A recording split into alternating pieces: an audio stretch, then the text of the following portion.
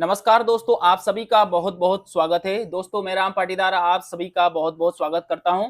दोस्तों, आज की इस वीडियो में हम बात करने वाले हैं, अभी तक आपका जो राउंड है, आप सभी का जो प्रश्न था कि सर हमें अब नेक्स्ट राउंड कौन-सा मिलने वाला है, तो उसके लिए ये कंप्लीट वीडियो आपको बताने वाला हूं।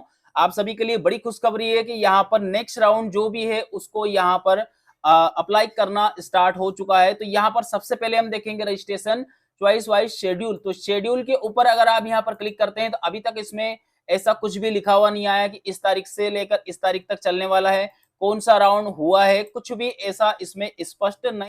लेकिन जैसे हम यहाँ पर अप्लाई नाउ वाले ऑप्शन के ऊपर क्लिक करते हैं तो यहाँ पर हमारे सामने एप्लीकेंट रजिस्ट्रेशन के ऊपर क्लिक करने के बाद एक ऑप्शन अभी तक आया है।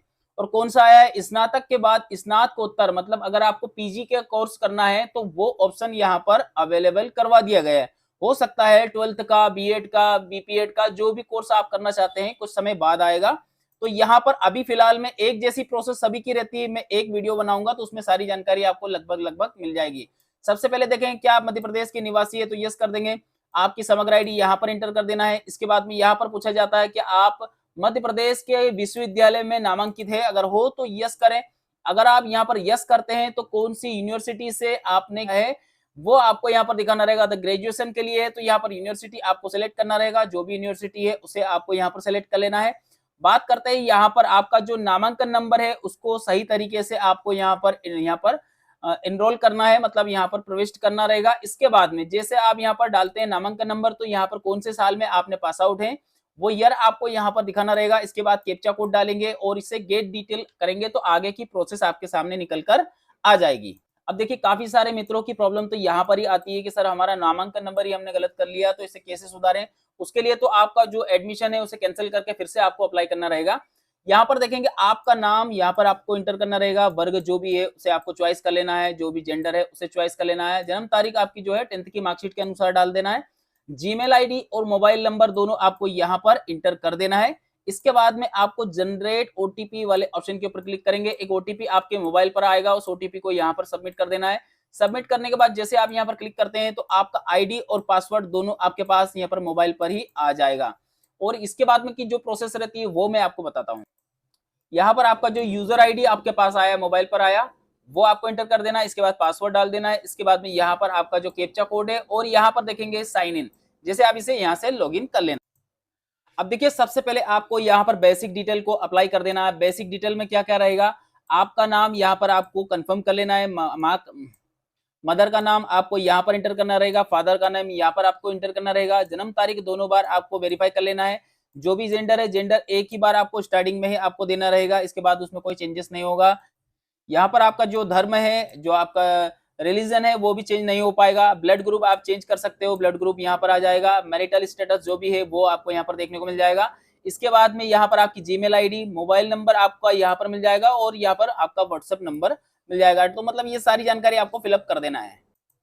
अब बात करते हैं क्वालिफिकेशन की, मतलब एजुकेशन क्या है। तो एजुकेशन के बारे में आपको अच्छे से समझ लेना है, मतलब इसमें भी आपकी कुछ न कुछ गलतियां हो जाती है तो वो आपको समझ लेना है। देखिए, योग्यता किस प्रकार से जोड़ेंगे, अगर आप यहाँ पर लास्ट ईयर आपका या फिर लास्ट सेम अगर अवेटेड में चल रहा है तो आप इस बॉक्स के ऊपर क्लिक कर सकते हो।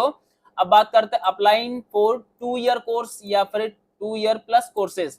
तो यहाँ पर देखेंगे आफ्टर ऑनर्स 1 ईयर कोर्सेज, ये कुछ नया ऑप्शन आया है इसमें, अप्लाई फॉर 2 ईयर का कोर्सेज। तो आप यहाँ पर इनमें से जो भी आपको लेना रहेगा आप यहाँ पर सेलेक्ट कर सकते हैं। इसके बाद में यहाँ पर देखेंगे आपका यहाँ पर ईयरली एग्जाम है या फिर सेमेस्टरली है, वो भी आपको दिखाना रहेगा। देखिए, यहाँ पर आपका जैसे सेमेस्टर हो तो सेमेस्टर आपको चॉइस करना है, अगर आपका ईयरली हो तो ईयरली आपको यहाँ पर चॉइस कर लेना है। कौन सा ईयर है आपका, ईयर जो भी है या फिर सेमेस्टर हो वो आपको यहाँ पर चॉइस कर लेना है। कौन से ईयर में आपने पास आउट किया वो यहाँ पर चॉइस कर लेना। कौन सा कोर्स आपका है अभी फिलहाल में, आपका कौन सा है वो आपको यहाँ पर दिखाना रहेगा। इसके बाद की जो प्रोसेस है, यहाँ पर नामांकन नंबर आ जाएगा, यहाँ पर आपकी यूनिवर्सिटी जहां से आपने पास आउट किया, परसेंटेज क्या है, कितने नंबर में से कितने नंबर आए हैं और यहाँ पर आपका टोटल परसेंटेज क्या है, ये सारी जानकारी आपको फिलअप कर देना है। इसके बाद सेव एंड नेक्स्ट करके यहाँ से आगे की प्रोसेस कर लेना है। अब देखिए, बात करेंगे यहाँ पर जो भी आपका यहाँ पर रिजर्वेशन है, रिजर्वेशन से रिलेटेड जो भी समस्या आती है आप सभी को वो भी आपको समझ लेना है और अप्लाई कैसे करेंगे वो समझ लेना। देखिए, आपका एबीसी आईडी आपके पास होना कंपलसरी है, आपके पास नहीं हो तो यहाँ पर एक लिंक भी दी जाती है, इससे आप यहाँ से बना सकते हो। अब बात करते हैं मध्य प्रदेश के मूल निवासी हो तो यस करेंगे। अगर आप नो करते हैं तो ये नंबर आपको यहाँ पर इंटर करने की जरूरत नहीं। अगर आप यस करते हैं तो नंबर आपको इंटर करने की जरूरत। देखिए मूल निवासी नंबर आपने यहाँ पर लगाया है तो उसकी डेट भी आपको यहाँ पर इंटर करना रहेगा। जैसे आप इंटर करते हैं ना तो यहाँ पर कभी कभी ऑटोमेटिकली फेस हो जाता है। अगर ऐसी कंडीशन आपके सामने इस सिचुएशन नहीं बनती है तो अलग से आप यहाँ पर अपलोड कर सकते हैं 100 KB से कम में। तो यहाँ तक की प्रोसेस तो आपको समझ में आ ही गया होगा। माइनॉरिटीज में अगर आप यहाँ पर आते हैं तो आपको यस करना होगा। यस करते हैं तो उसका सर्टिफिकेट लगाना होगा। अगर आपके पास वोटर आईडी कार्ड है तो यस करें, अदरवाइज छोड़ देना है। अगर आपके पास बीपीएल कार्ड हो तो बीपीएल कार्ड में यहाँ पर यस करें, अदरवाइज इसे भी छोड़ देना है। देखिए अगर आपके माता पिता सरकारी अधिकारी है तो आपको यहाँ पर यस करना होगा, नहीं तो इसे छोड़ देना है। अब बात करते हैं ओबीसी कैंडिडेट की। यहाँ पर सबसे ज्यादा आप लोगों ने गलतियां की थी। देखिए 8 लाख से कम है तो आपको यस कर देना है। देखिए मैं आपको यहाँ पर पूरी जानकारी नहीं बताऊंगा क्योंकि आप लोग कंफ्यूज हो जाते हो। 8 लाख से कम है तो यस कर दें। अगर 8 से अधिक आपकी माता पिता की आय है, 8 लाख से ऊपर है तो आपको यहाँ पर इसे नो करके रखना है। तो ध्यान रखिएगा 8 से कम है तो आपको यस कर देना है। एमपीटास प्रोफाइल हो तो यहाँ पर डालें। इसके बाद में आय प्रमाण पत्र के जो आपके पास जो इनकम है माता पिता की वो यहाँ पर डालें। यहाँ पर अगर आप जम्मू कश्मीर या फिर लद्दाख से अगर माइग्रेट करते हैं तो यस करें, अदरवाइज छोड़ देना है। 40% से ऊपर अगर आप दिव्यांग श्रेणी में आते हैं तो यस करें। अब देखिए अगर आप आधिकारिक किसी श्रेणी से आते हैं तो आपको यहाँ पर यस करना है, इसे भी ना तो नो करके ही रखना है। चलिए इसके बाद में एनसीसी या फिर एनएसएस सर्टिफिकेट अगर आपके पास हो तो यस करें। अगर ऐसा हो तो ही करना है, नहीं करते हैं तो आप यहाँ पर इसमें सर्टिफिकेट लगाने की जरूरत नहीं है। अगर आप यस करते हैं तो सर्टिफिकेट भी लगाना पड़ेगा। अब देखिए अगर आपके माता पिता कोई भी अगर स्कूल टीचर हो तो आपको यस करना है, नहीं तो इसे यहाँ पर नो करके आगे की प्रोसेस आपको कर लेना है। यहाँ पर सेव एंड नेक्स्ट करेंगे और आगे बढ़ जाएंगे। अब बात करते हैं डॉक्यूमेंट्री की। तो यहाँ पर आपके सामने फोटो और सिग्नेचर 10 से लेकर 5000 KB तक अपलोड करना रहेगा, फोटो और आपका सिग्नेचर। अब बात करते हैं यहाँ पर आपका नाम का वेरिफिकेशन करने के लिए 10th की मार्कशीट मांगी जाती है। तो यहाँ पर आपको नेम वेरिफिकेशन का अगर लिखा हुआ आता है तो आपको 50 से लेकर 200 KB के बीच में 10वीं की मार्कशीट यहाँ पर अपलोड कर देना है। अब हम पोस्ट ग्रेजुएशन के लिए अप्लाई कर रहे हैं तो सीधी सी बात है यहाँ पर हमारी जो एलिजिबिलिटी जो मार्कशीट है, मतलब ग्रेजुएशन की मार्कशीट है, तो ग्रेजुएशन की मार्कशीट को यहाँ पर अपलोड कर देना है। सेव एंड नेक्स्ट करके आगे की नेक्स्ट प्रोसेस कर लेना। अब देखिए पीजी के फॉर्म में एक जानकारी यहाँ पर आपको समझ लेना है, एक नई जानकारी निकल कर आ रही है, वो भी आपको समझ लेना है। तो यहाँ पर एक CUET का आपके सामने एक ऑप्शन आएगा। काफी सारे लोगों ने मुझे कमेंट भी किया था सर इसके बारे में समझा दीजिए। चलिए आज समझ लेते हैं।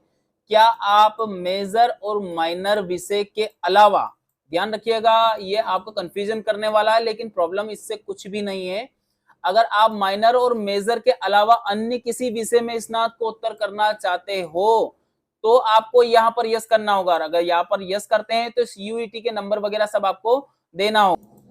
देखिए कुछ इस प्रकार से आपको पूरी जानकारी को सबमिट करना रहेगा। क्या आपने CUET की पात्रता पास की है? अगर आपने यस करते हैं तो यहाँ पर एग्जाम टाइप, यहाँ पर रिजल्ट टाइप और यहाँ पर सर्टिफिकेट, यहाँ पर डिग्री कौन सी किया था, ब्रांच क्या है, और इसे कंप्लीट होने के बाद ऐड करना रहेगा। इसके बाद में फिर आपको यहाँ पर सेव करना रहेगा। सेव करने के बाद की जो डिटेल है आपने यहाँ पर जो डाली है वो सब यहाँ पर ऐड हो जाए।